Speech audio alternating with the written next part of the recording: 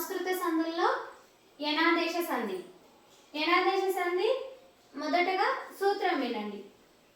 ఈ ఊరులకు అసవర్ణములైన అచ్చులు పరమగునప్పుడు క్రమంగా యావారాలు ఏకాదేశమగును. చూడండి, మళ్ళీ వినండి. ఈ ఊరులకు అసవర్ణములైన అచ్చులు పరమైనప్పుడు క్రమంగా యావారాలు ఏకాదేశమగును. అసవర్ణములైన అచ్చులు అంటే సవర్ణాచ్చులు అంటేనేమో మనం సవర్ణ దీర్ఘ సంధిలో విన్నారు. సవర్ణ అచ్చులు అన్నప్పుడు ఆకి ఆ, ఈకి ఈ, ఊకి ఊ, రూకి రు. అంటే ఏ అక్షరం అయితే పూర్వపదంలో చివరి స్వరంగా వస్తుందో పరస్వరంలో కూడా అదే వస్తుంది. పరపదంలో కూడా మొదటి స్వరం అదే వస్తుంది. అంటే ఆకి ఆనే వస్తుంది. కానీ ఇక్కడ ఈ ఊరులకు అసవర్ణమైన అచ్చులు అంటే ఈ ఉన్నప్పుడు పూర్వపదంలో ఈ ఉన్నప్పుడు ఏదైనా వేరే స్వరం పరం కావచ్చు. అలాగే ఊ ఉన్నప్పుడు వేరే స్వరం అంటే అచ్చుల్లోనే రు ఉన్నప్పుడు వేరే స్వరం అంటే ఈకి ఈనే అనకుండా ఊకి ఊనే కాకుండా రూకి రు ఇదే కాకుండా వేరే స్వరాలు పరమైనప్పుడు క్రమంగా ఏమొస్తాయంట? యా కానీ వా కానీ రా కానీ అక్షరాలు ఏకాదేశం అవుతాయి అని చెప్తున్నారు. చూడండి, ఉదాహరణలు చూస్తే అర్థమవుతుంది. ఆద్యక్షరం ఆది ప్లస్ అక్షరం ఆద్యక్షరం. ఆది ప్లస్ అక్షరం ఆద్యక్షరం. చూడండి, ఆది అంటే మనకి ఏమొచ్చింది? ది అంటే ఏం వస్తుంది? ఈ వస్తుంది. ప్లస్ ఏమి పరమైంది? ఆ. అక్షరం అంటే ఆ. పరపదములోని మొదటి స్వరం ఏముంది? ఆ ఉంది. అంటే ఈ స్వరానికి ఆ స్వరం ఈకి ఆ పరమైనప్పుడు మనకేమొచ్చింది? ద్య అంటే ఏమొచ్చింది? యా. అంటే ఇక్కడ యావత్తు మనం పలికేటప్పుడు ఏం పలుకుతున్నాం? యా. ఆద్య. ద్య అంటే యా పలుకుతున్నాం. ఆద్యక్షరం అంటే ఏం పరమైంది? మనకి ఇక్కడ ఏమొచ్చింది? యా వచ్చింది. సూత్రంలో ఏముంది? ఈ ఊరులకు అసవర్ణములైనచ్చు పరమైనప్పుడు ఏమొస్తుంది? క్రమంగా యా కానీ వా కానీ రా కానీ వస్తుంది. ఒకటి ముందుగా చూడండి, ఇక్కడ గురువాజ్ఞ. గురువాజ్ఞ అంటే గురు ప్లస్ ఆజ్ఞ గురువాజ్ఞ.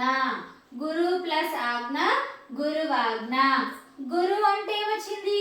ఊ. రు అంటే ఏమొచ్చింది? ఊ అక్షరం వస్తుంది. దీనికి ఏం పరమైంది? ఆ.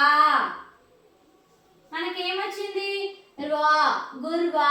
వా అంటున్నాం కాబట్టి వా అక్షరం అంటే ఇక్కడ వా రావడం జరిగింది. గురువాజ్ఞ. ఈ ఊరులకు ఊ వచ్చింది కదా. అలాగే పితృ ప్లస్ ఆర్జితం పిత్రార్జితం. పితృ ప్లస్ ఆర్జితం పిత్రార్జితం. పితృ అంటే మనకి ఇక్కడ ఏమొచ్చింది? రుత్వం. రు. ఇక్కడ ఆ. ఈ రెండు కలిపితే మనకి ఏమొచ్చింది? త్రా. త్రా. పిత్రార్జితం. రా వస్తుంది కదా. ఇక్కడ ఏమొచ్చింది? రా వచ్చింది. అంటే మనకు ఊకి ఆపరమైనప్పుడు వా, ఈకి ఆపరమైనప్పుడు యా, రూకి ఆపరమైనప్పుడు రా రావడం జరిగింది. ఆది ప్లస్ అక్షరం ఆద్యక్షరం. ద్య అంటే ఇక్కడ యా పలుకుతున్నాం. ఆద్యక్షరం అంటే మనకు యా వచ్చినట్టే. గురువాజ్ఞ. గురు ప్లస్ ఆజ్ఞ. గురు ఊకి ఆపరమైనప్పుడు ఏమొచ్చింది? వా వచ్చింది. పితృ ప్లస్ ఆర్జితం. పితృ అంటే రు వచ్చింది. దీనికి ఆర్జితం అంటే ఆ. రూకి ఆపరమైనప్పుడు ఏమొచ్చింది? ఆ రా వచ్చింది. అంటే మనం ఏం చెప్పొచ్చు? ఈకి వేరే స్వరం వచ్చి చేరినప్పుడు ఈ ప్లస్ ఇక్కడ ఉంది చూడండి. ఈకి ఆ వచ్చి చేరినప్పుడు ఏమైంది మనకు? యా. అంటే ఈ అక్షరం వచ్చినప్పుడు మనకి ఏమొస్తుంది? యా వస్తుంది. ఊ అక్షరానికి వేరే స్వరం ఆ వచ్చి చేరినప్పుడు ఏమొచ్చింది? వా. వా వచ్చింది. రూకి ఆపరమైనప్పుడు రా వచ్చింది. అంటే ఈ ఊరులకు అసవర్ణములైన అచ్చులు పరమైనప్పుడు క్రమంగా ఏమొస్తాయి? యావారాలు వస్తాయి. ఈ వచ్చినప్పుడు యా వస్తుంది. ఈ పూర్వపదములోని చివరి స్వరం ఈ వచ్చి దానికి వేరే అచ్చు చేరినప్పుడు యా అక్షరం వస్తుంది. అలాగే పూర్వపదములోని చివరి స్వరం ఊ వచ్చి దానికి వేరే అచ్చు చేరినప్పుడు వా వస్తుంది. పూర్వస్వరంలోని రు వచ్చినప్పుడు మనకేమొస్తుంది, వేరే అచ్చు పూర్వపదంలోని రు స్వరానికి వేరే అచ్చు చేరినప్పుడు మనకు రా వస్తుంది. అంటే ఈ వచ్చినప్పుడు యా వస్తుంది, ఊ వచ్చినప్పుడు వా వస్తుంది, రు వచ్చినప్పుడు రా వస్తుందని గుర్తుపెట్టుకోవాలి. అంటే ఇవి పూర్వపదంలోని చివరి స్వరాలు రావాలి. ఇవి పరస్వరంలోని అచ్చులు ఏకమైతే ఏకదేశమైనప్పుడు ఇవి రావడం జరుగుతుంది. మళ్ళీ ఒకసారి చూడండి. యనాదేశ సంధి అంటే ఈ ఊరులకు అసవర్ణాచ్చులు అంటే ఏ స్వరానికి అవే కాకుండా, అంటే ఆకి ఆనే కాకుండా, ఇక్కడ మనకి ఏమి ఇచ్చిండు సంధిలో ఈ ఊరులకు అంటే ఈకి ఈనే కాకుండా అసవర్ణమైన అచ్చులు అంటే వేరే అచ్చు వచ్చి చేరినప్పుడు ఏమవుతుంది, క్రమంగా ఈకి ఊ, ఈ కానీ ఊ కానీ రు కానీ వచ్చినప్పుడు యా కానీ వా కానీ రా.